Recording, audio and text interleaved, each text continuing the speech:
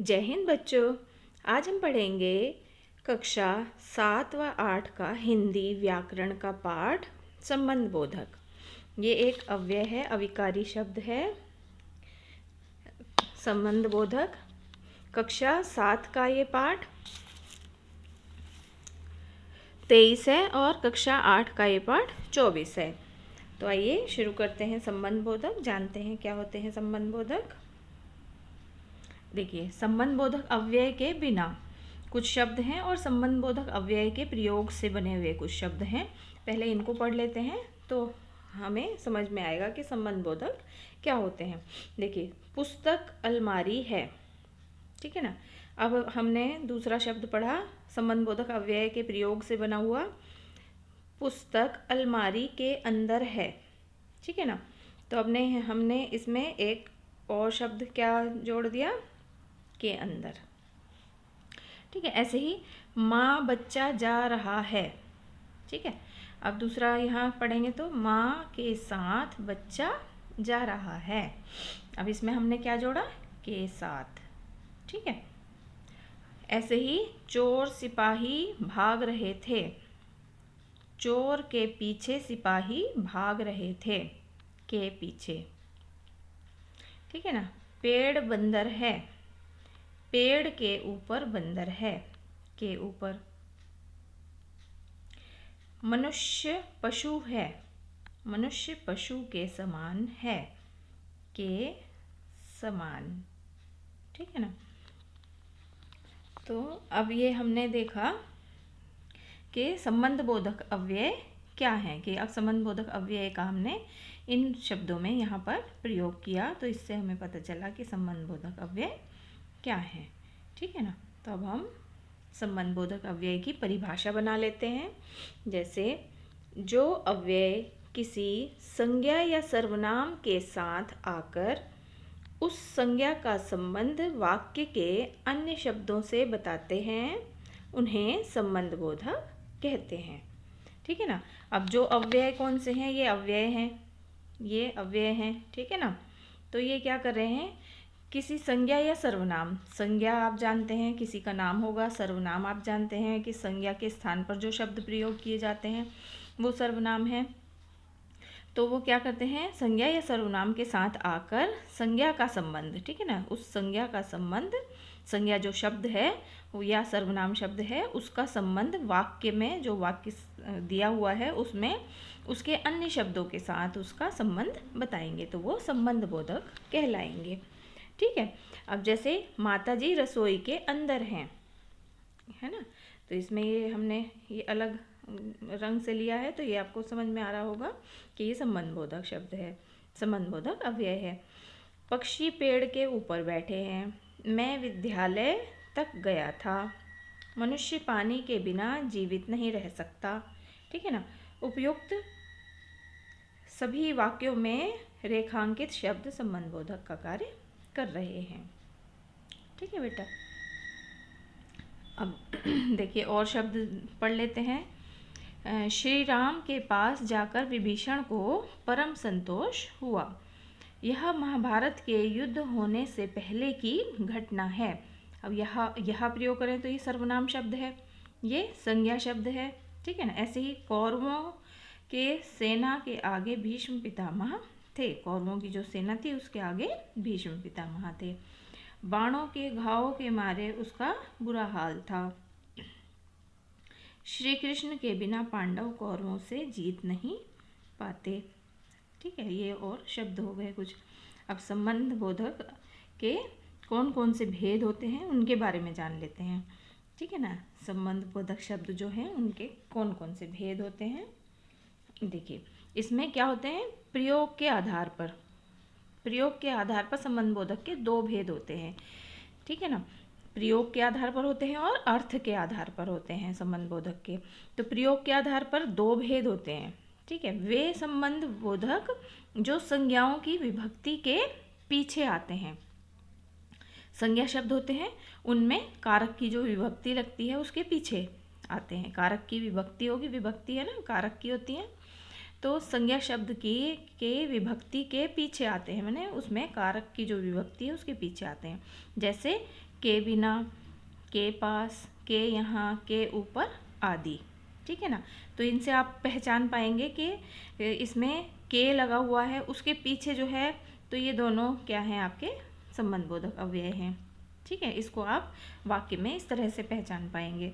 फिर दूसरा क्या होता है कि वे संबंध बोधक जो संज्ञाओं की पीछे बिना विभक्ति के आते हैं। संज्ञा जो शब्द होते हैं उनके पीछे बिना विभक्ति के आते हैं। तो ये वे के, की, के, रा, रे, री, ये वाली जो विभक्ति होती हैं ये नहीं होंगी। ठीक है ना। जैसे तक, भर, पहले, पीछे, समेत आदि। तो इनसे हम पहचान सकते हैं कि ये संबंध बोधक अव्यय हैं। ये वाक्य के बीच में होंगे इस तरह से। संज्ञा शब्द जो होंगे, संज्ञा शब्द जो होते हैं उनके पीछे होंगे। ठीक है ना, उनके पीछे होंगे। संज्ञा सब आगे होगी और संज्ञा के पीछे होंगे ये शब्द, तो उनसे हम पहचान पाएंगे कि ये संबंध बोधक अव्यय हैं। तो ये प्रयोग के आधार पर दो प्रकार के हो गए। अब इनके उदाहरण देख लेते हैं तो आपको समझ में आ जाएगा। देखिए ये उदाहरण है, संज्ञाओं की विभक्ति के पीछे आने वाले संबंध बोधक। ठीक है, संज्ञा की विभक्ति के साथ आते हैं जो, जैसे दर्द के मारे रोगी का बुरा हाल था, विद्यालय के चारों ओर एक सुंदर बगीचा है, चोर दुकान के भीतर घुस गए, मौत के आगे किसी का वश नहीं चलता है। तो अब ये सारी विभक्ति के साथ हैं। ठीक है ना, संज्ञा शब्द हैं, संज्ञा शब्द की विभक्ति के साथ हैं। ठीक है, अब ये संज्ञा शब्द हैं, ये संज्ञा शब्द हैं, ये इनके पीछे हैं और विभक्ति के साथ हैं। अब दूसरे क्या हैं, संज्ञाओं की विभक्ति के बिना आने वाले संबंध बोधक। ये क्या है, यह चोरी कुछ दिन पहले हुई है। ठीक है ना। अब यहाँ पर पहले, ठीक, फिर है पीठ पीछे किसी की निंदा करना अच्छी बात नहीं है, पीठ पीछे, कौरव सेना समेत मारे गए, वह रोज गिलास भर दूध पीता है। ठीक है, तो इसमें विभक्ति नहीं आ रही है, बस इसमें पहले, पीछे, समेत, भर, इससे हम पहचानेंगे। और ये संज्ञा शब्दों के संज्ञा शब्द हैं, उनके पीछे आएंगे। ठीक है ना। ये संज्ञा शब्द हैं, दिन, पीठ, सेना, कौरव सेना पूरा। ठीक है ना। गिलास भर, गिलास, ये संज्ञा शब्द हैं। ठीक है ना। या सर्वनाम शब्द है, ये सर्वनाम, वह, यह, ये सर्वनाम शब्द हैं। ठीक है ना।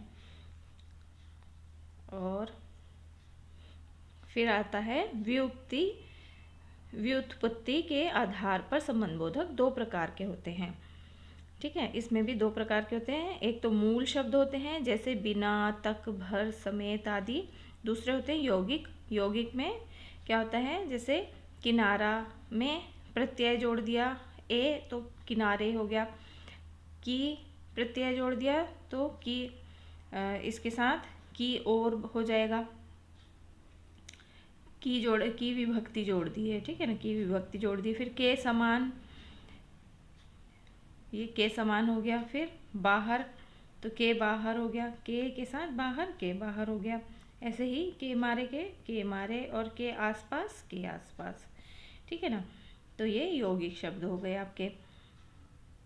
अब यहाँ पर संबंध बोधक अव्यय के और कुछ भेद हैं अर्थ के आधार पर। अर्थ के आधार पर ये भेद हैं। ठीक है ना। ये कालवाचक, स्थानवाचक, दिशावाचक, साधनवाचक, विरोध सूचक, समता सूचक, सहचर सूचक, हेतुवाचक, विषयवाचक, संग्रहवाचक, इनके बारे में हम अभी और अलग अलग पढ़ेंगे। इनको आप देख लीजिए बस, अभी इनको और आपको डिटेल में बताऊंगी। ठीक है ना। ये इस तरह के वाक्य होते हैं, ये सारे। ये हो गया। ये अर्थ के आधार पर संबंध बोधक अनेक प्रकार के हो सकते हैं, अनेक प्रकार के हैं, है ना।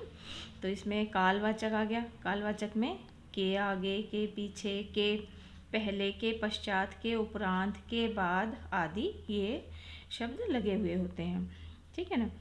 फिर स्थानवाचक होते हैं जैसे के पीछे, के आगे, के नीचे, के ऊपर, के तले, के सामने, के बीच, के पास, के नज़दीक, के दूर से दूर आदि। ये स्थानवाचक हो गए। फिर और आते हैं तुलनावाचक। जैसे की उपेक्षा, के आगे आदि। विनिमयवाचक जैसे के बदले, की जगह, पर आदि। समता या बराबरी सूचक है ना, ये अभी मैंने बताया, जैसे के समान, की तरह, के तुल्य, के बराबर, के अनुसार आदि। फिर आते हैं विरोध सूचक। विरोध सूचक जैसे के विपरीत, के खिलाफ, के प्रतिकूल आदि। ये व्यतिरेक वाचक। व्यतिरेक वाचक में कैसे होते हैं, जैसे के सिवाय, के अलावा, के बिना, के बगैर, के अतिरिक्त, के बजाय, से रहित आदि। संग्रहवाचक होते हैं जैसे भर, पर्यंत, तक आदि। साधनवाचक होते हैं के द्वारा, के सहारे, के जरिए आदि। दिशावाचक होते हैं की ओर, की तरफ, के पार, के चारों ओर आदि। चारों ओर आदि। ठीक है, और भी हैं, और हैं कारण सूचक। कारण सूचक में के कारण, के लिए, के मारे आदि। संबंध सूचक होते हैं के साथ, के संग, के समेत आदि। उद्देश्य सूचक होते हैं के लिए, के हेतु, की खातिर, के निमित्त आदि। विषय सूचक जैसे के बिना, के विषय, के नाम आदि।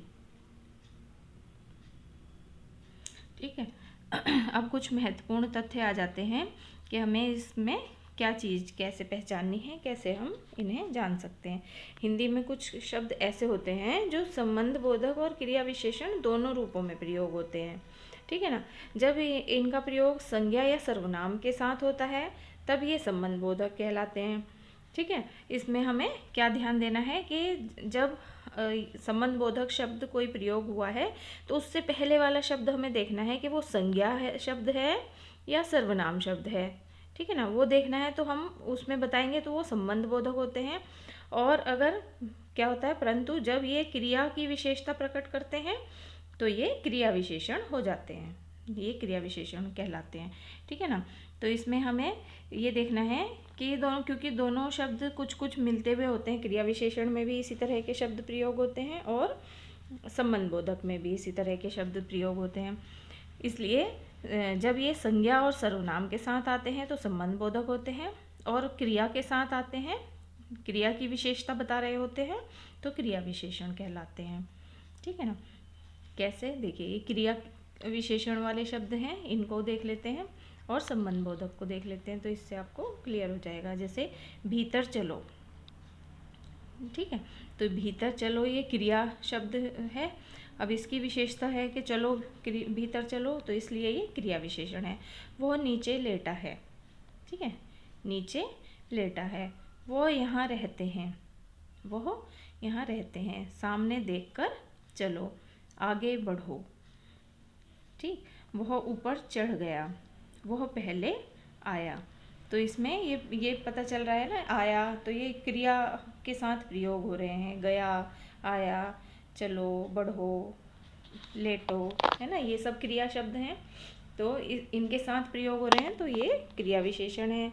अब यहाँ पर विभक्ति के साथ प्रयोग हो रहे हैं तो ये संबंध बोधक होंगे। जैसे दुकान के भीतर चलो, के आ गया इसमें साथ में तो इसलिए ये संबंध बोधक हो गया। वह छत के नीचे लेटा है, वह अपने दोस्त के यहाँ रहता है।